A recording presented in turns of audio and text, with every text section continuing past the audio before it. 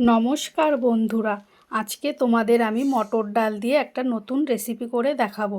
তো তার জন্য প্রথমে আমি এক বাটি মটর ডাল ভালো করে ধুয়ে নিয়ে এটাকে আমি প্রেসারে দুটো সিটি মেরে নেব। একবার এইভাবে ডাল রান্না করে খেয়ে দেখবে, খুব ভালো লাগে। আর দেখো, এখানে আমি কুমড়ো শাক নিয়ে নিয়েছি। কুমড়ো শাকটাকে এরকম ছোট ছোট করে কেটে নিয়েছি, তারপর এটাকে আমি পরিষ্কার করে ধুয়ে নিয়েছি। এবার কড়াইতে শাকটাকে দিয়ে অল্প একটু জল দেবো, বেশি জল দেবো না, শাক থেকেও জল বের হবে। তারপর এর মধ্যে 1 চামচ নুন আর হলুদ দিয়ে শাকটাকে আমি সেদ্ধ করে নেব। তো দেখো, শাকটা কিন্তু আমার সেদ্ধ হয়ে গেছে। আর যে জলটা আছে এই যে শাকে, এটা আমি ডালে ব্যবহার করব। দেখো, ডাঁটাগুলোও ভালো সেদ্ধ হয়ে গেছে। এটাকে একটা পাত্রে ঢেলে নেব। এবার কড়াইতে কিছুটা তেল গরম করে এর মধ্যে আমি দুটো শুকনো লঙ্কা, সাদা জিরে আর 1 চামচ হিং ফোড়ন দেব। ফোড়নটা যেই ভাজা ভাজা হবে, তখন এর মধ্যে দেব আমি 1 চামচ মতন গ্রেট করা আদা, আর দেব কাঁচা লঙ্কা।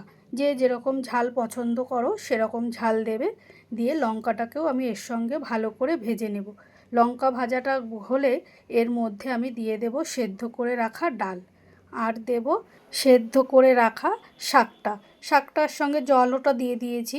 দিয়ে এটাকে আমি ভালো করে শাক আর ডালটাকে ভালো করে মিশিয়ে নেব। তো দেখো, মিশিয়ে নিয়েছি। এবার এর মধ্যে আমি অল্প করে নুন হলুদ দিলাম, আর দিলাম স্বাদ মতো চিনি। যেহেতু আগে নুন হলুদ দিয়েছি, তাই অল্প করেই দিলাম। এটাকে নাড়িয়ে চাড়িয়ে নিয়ে একটা ঢাকনা দিয়ে ঢেকে আমি 10 মিনিট মতন রান্না করে নেব। তো দেখো, 10 মিনিট পর আবারও একটু নাড়িয়ে চাড়িয়ে দিলাম। আমার কিন্তু শাকটা পুরোপুরি রেডি হয়ে গেছে। এবার এর মধ্যে দিলাম একটা ভাজা মশলা। এর মধ্যে আছে সাদা জিরে আর শুকনো লঙ্কা ভেজে গুঁড়ো করে নিয়েছি। নিয়ে এটাকে দিয়ে আরও 5 মিনিট রান্না করে নিয়েছি। দেখো, আমার শাকটা এবার পুরোপুরি রেডি। এই রকম হবে, কিন্তু বেশি ঝোলও না আবার বেশি শুকনো না, এইভাবেই হবে। তো আমি এটাকে একটা পাত্রে নামিয়ে নেব। তো বন্ধুরা, তোমাদের এই শাক দিয়ে আজকে ডাল রান্নাটা আমার কেমন লাগলো আমাকে অবশ্যই কমেন্ট করে জানিও।